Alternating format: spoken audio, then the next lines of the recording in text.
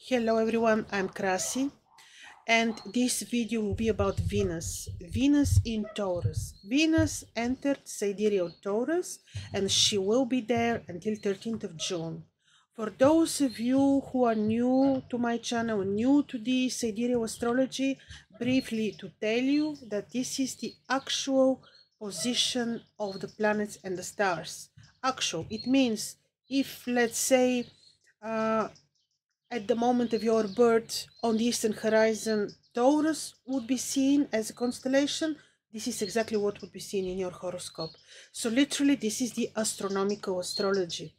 So literally, Venus is entering the constellation of Taurus, entered the constellation of Taurus, and she will be there until 13th of June. In this video, I will give you details on what to expect from her a presence in Taurus, which at first sight looks to be something very mighty, very powerful because she's ruling Taurus. This is so. But there is important detail around the energies, the principles of Venus, because she appears represented by the three different divinities, because we see her visible as a morning star, we see her visible as an evening star, but we see her also, we don't see her actually when she's invisible, and then she's represented by third divinity, third principle.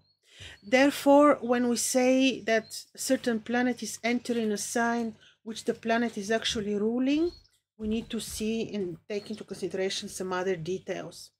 So, yes, until 13th of June, Venus in Taurus. At first sight, we will say how wonderful she's ruling Taurus. She will give full blessing on marriages, on money, finances, new businesses, art, all that she's representing. But again, we need to look at her principle at this time.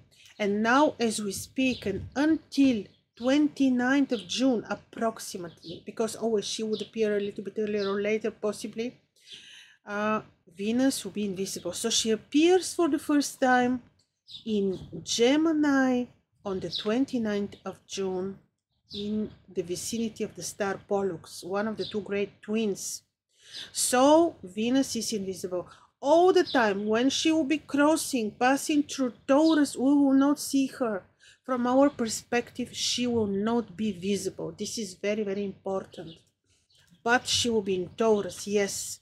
Now, briefly, just to tell you, what is this that she's invisible? First, she's invisible because we don't see her. Why? Because she comes too close to the sun. She's in such proximity with the sun that we don't see her. The sun is burning Venus with his rays. Then, when invisible, she is represented by this third invisible divinity. And according to the Greek mythology, this is Persephone. Again, to remind to you, I do it usually, but just to illustrate, when she is visible as a morning star, she rises before the sun sets. So early in the morning, we see her as a morning star. Then she's Athena. We see her as an evening star. This is, the sun is already setting and we see her on the western horizon. And then at a certain point, she is not to be seen. And she is then Persephone of the Greeks, Ishara or Ereshkigal of the Babylonians. Then this is the goddess which has not so much to do with our material world. She has to do with the invisible world. She has to do with the nether world. She's in the nether world. She's descending to the nether world and she's taking care of something equally important, which is the destinies of the dead. So she is goddess of wisdom, magic. She is not blessing marriage. She will not bless your new business. So I heard people saying we're planning marriage in June because Venus is well placed. Well, the Indians in this sense are very wise. If you are in India now, they know Venus is not visible. They're not planning their marriages. If you start business, if you start relationship during this, particular phase of Venus, you have very good chance your business to have some hardships in the process. So Venus will be, like I told you, invisible approximately until 29th of June. Other dates which you hear around her invisibility may not be correct, because it is really not very easy to calculate the heliacal cycles of the planets. So, as invisible, she is beautiful. She is this very, very fine art. She is about this very fine delicate understanding of, finesse. She's about, yes, art. She's beauty, magic, connection with nature. She rules all that is under the ground. She was initially, according to the mythological stories, not happy with her romantic life. So, therefore, we know she's not really blessing marriages, relationships, and so. Usually in the horoscopes, people who have invisible Venus, until she becomes visible in the progressed horoscope, they have challenges in their romantic lives. This is valid, especially for men. So, this is complex, but very beautiful, very fine, very artistic, very mysterious, also, magical phase, principle of Venus. This is also our Venus. Venus who rules the flowers, the roses, but now she takes care of their cycle, of their development, She knows everything because she's ruling the dead. So she knows everything. She's very, very wise, but she is really not so much with us now to bless our material desires, expectations, and so on. Saying this, how would you experience this? Let me tell you. For example, if in your horoscope Venus is a ruling planet, how you know if a planet is ruling you? Let's say there is a way, and I have videos on this, to see if the planet is your Amulet. Then we say this planet is ruling you.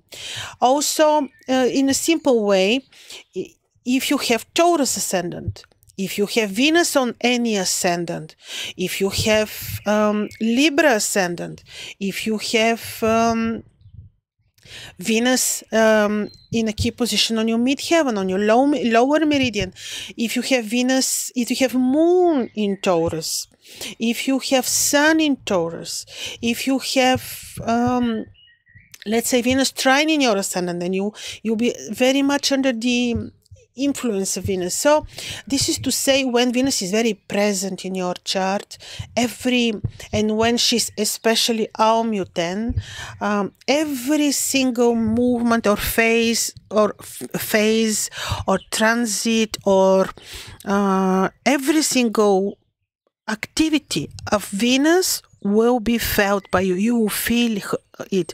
You will feel this not as event. She will not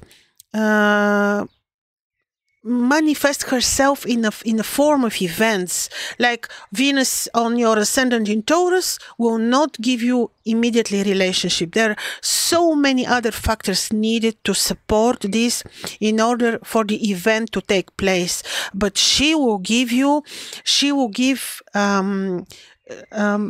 as a principle, she will influence your soul, your emotions, your feelings, your senses, if you want.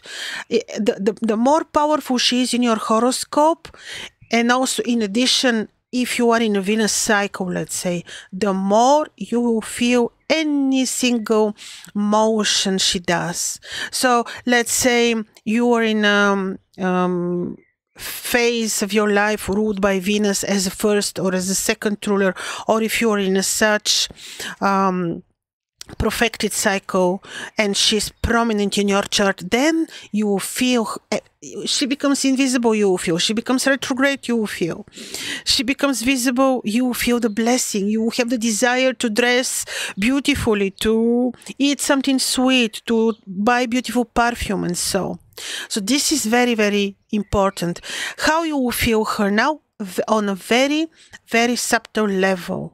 You will feel her invisibility if you just stay silent, observe, and you will feel, let's say you have Taurus ascendant, she's there indeed, and you will feel she will bless your soul. She will give you this fine desire to go to the opera. She will give you the fine desire to draw beautiful painting or to enjoy beautiful something, flowers, ballet, anything. This is her. She will give you this very, you know, again, very fine sense of pleasure, joy, and so. But again, on these very fine, delicate levels. She is blessing the very fine, delicate, intrinsic muse to create beauty and art. This is not the visible, easy to describe impulse. This you need to meditate and feel it and hear it. This is the Venus as a Reshkegal, as Ishkara. She's beautiful, beautiful. You cannot imagine how beautiful she is. But you have to give her the chance to feel her energy, to feel her presence. Because imagine a rose which belongs to Venus will not exist if Ereshkigal wouldn't bless the root system of the rose. You see, this is the thing. So I hope this was interesting for you. My next video will be about Mars. Mars is entering on the 2nd of June. He's entering Aries again, Sidereal, to stay there until 13th of July. And in my next video, I'm planning to tell you how this is, because Mars is specifically, you know, as malefic planet important. I will be telling you how he will be manifesting his energy while passing through the different parts of the constellation of Aries, the different stars and body parts of the celestial realm of Aries. So this will be my video about. And yes, ladies and gentlemen, I'm also planning to make my next 2 videos will be about Neptune, because I will be making also Neptune talismans for the first time, and also it will be about Pluto, because I had such requests from you both about Pluto and Neptune to make videos. I will do so. And also to tell you, I forgot, I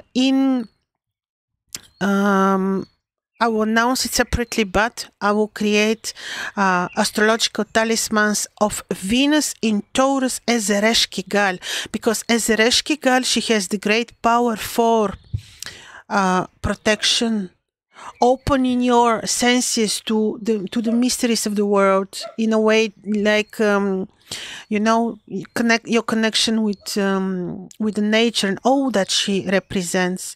But she's very protective, very powerful, and very, very protective as a talisman. But I will announce this also in a separate video. So thank you very much for your attention. All the best. Bye bye.